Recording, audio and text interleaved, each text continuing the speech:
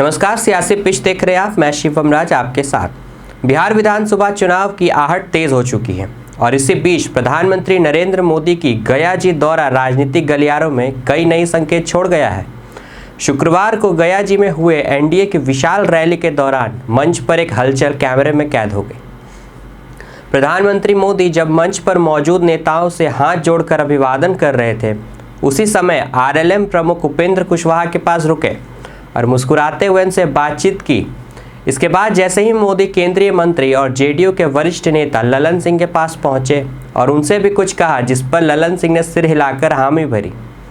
भले ही ये पल एक औपचारिकता लग रहा हो, लेकिन चुनावी साल में इस तरह के इशारे को हल्के में नहीं लिया जा रहा, क्योंकि बिहार चुनाव में ललन सिंह और उपेंद्र कुशवाहा दोनों की भूमिका अहम मानी जाती है।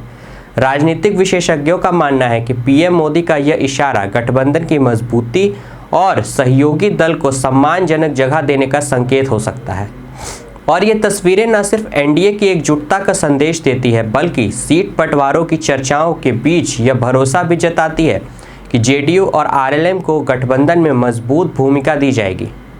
ललन सिंह को बिहार की राजनीति में भूमियार समाज का प्रमुख चेहरा माना जाता है, वहीं उपेंद्र कुशवाहा को कुशवाहा समाज का बड़ा प्रतिनिधि समझा जाता है। जातीय समीकरणों में इन दोनों नेताओं का महत्व इतना है कि भाजपा जेडीयू गठबंधन को सीधे चुनावी फायदा मिल सकता है। यही वजह है कि प्रधानमंत्री का मंच से किया गया ये छोटा सा इशारा जातीय समीकरणों को साधने की रणनीति के तौर पर देखा जा रहा है। जेडीयू के भीतर ललन सिंह का कद पहले से ही बड़ा माना जाता रहा, यहाँ तक कि मोदी कैबिनेट में शामिल होने के लिए भी उनका नाम सबसे आगे किया गया था।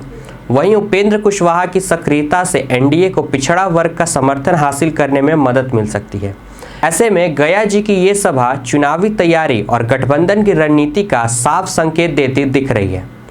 तो बिहार की राजनीति में पीएम मोदी का गया जी दौरा सिर्फ विकास और घोषणाओं तक सीमित नहीं रहा, बल्कि मंच से किए गए छोटे छोटे इशारे ने भी बड़ा राजनीतिक संदेश दे दिया है।